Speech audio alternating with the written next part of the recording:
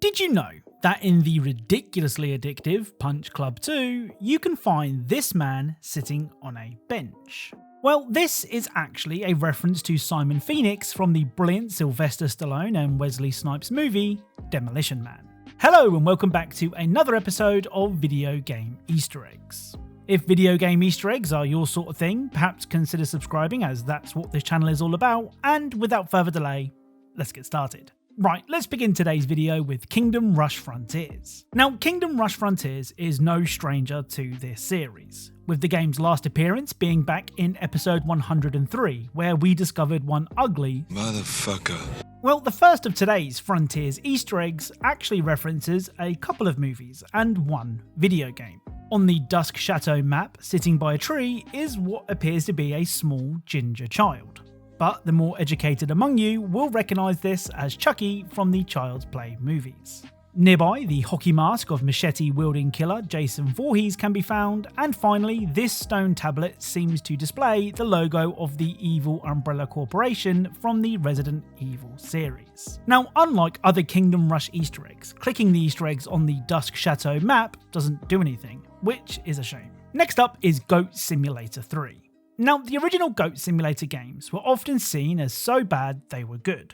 But in my opinion, Goat Simulator 3 is actually a good game. I mean, it's not going to compete with the likes of Elden Ring or Cyberpunk, but it's definitely not as bad as some people may think. Anyway, the first of today's Goat Simulator 3 Easter eggs is a secret disco.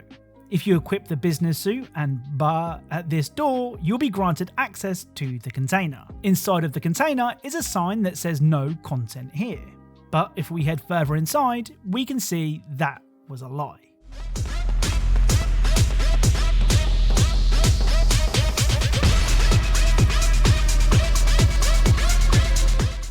So inside of the deceptively big container is a full-on goat rave, with the only humans being shoved in a glass box. The next Goat Simulator 3 Easter egg references one of the most iconic video game memes of all time.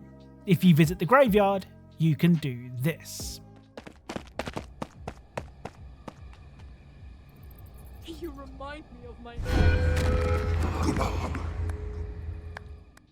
So whenever any game lets you press a button to pay respects, it's almost always a reference to this scene from Call of Duty Advanced Warfare.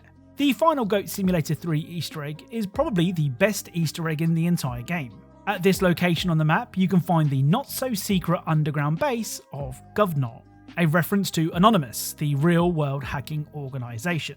Goat Simulator even parodies the group's famous catchphrase, with the Goat Simulator version reading, "We are legions, we are anomalies." Exploring the hideout further, we can find the background checker mask, and if you approach an NPC with it equipped, you get information on your selected target. Now, there are loads of different descriptions for the NPCs, but here are just some of my favourites. Walking here!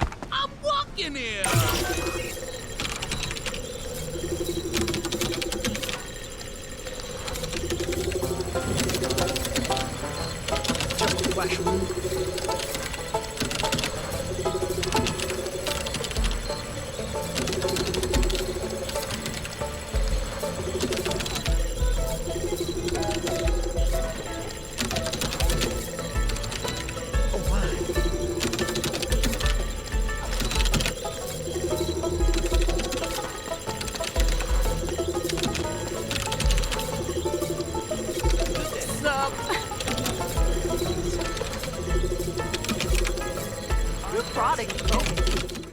Up next is State of Decay 2. Now, since State of Decay 2 launched, I have spent a ridiculous amount of time looking for a very specific zombie. The zombie in question was a zombie with a cone on its head, which is a reference to Plants vs Zombies. Now, try as I might, and no matter where I looked, I just couldn't find one of these special zombies roaming the map. Well, much to my relief, I have now found one of these zombies. And granted, it's not roaming the map, but I'm counting this as a win.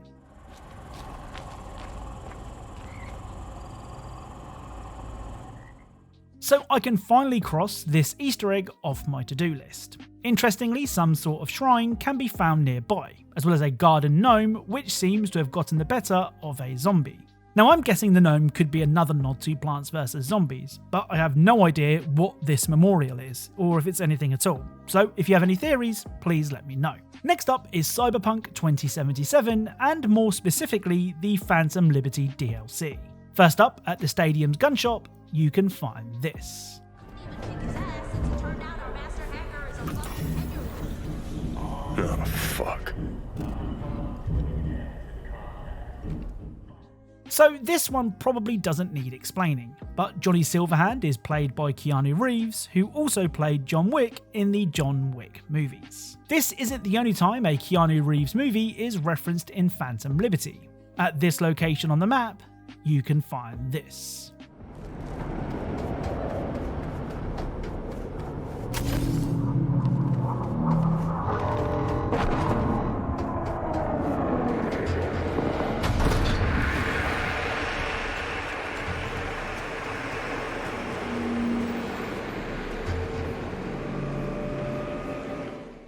So this is a reference to The Matrix. The two chairs and the TV are a reference to this scene from the film, and on the table you can find two pills which are references to the red and blue pill offered by Morpheus in the movie. The final Cyberpunk Easter egg is a reference to one of gaming's greatest moments.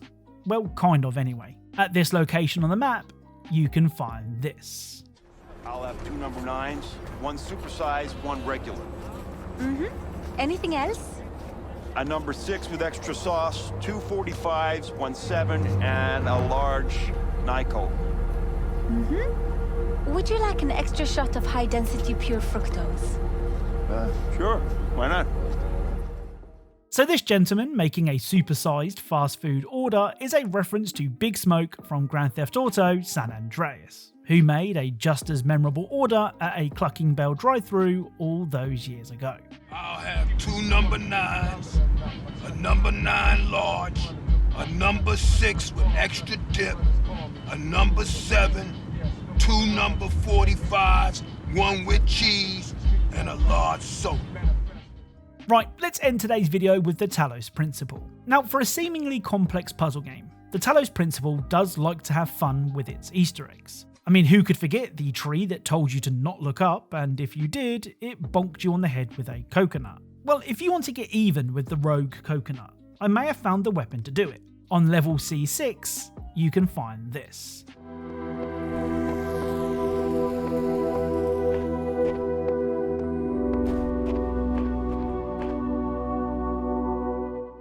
Yep, it's the diamond sword from Minecraft. I mean, granted, you can't attack with it, or swing at all, but the next time a coconut even thinks of landing on your head, at least you have some way of stopping it. So that's it. If you enjoyed this video, then a like is really appreciated. Be sure to subscribe for more Easter eggs and details from your favourite games. Thank you all for watching, and I'll speak to you all soon.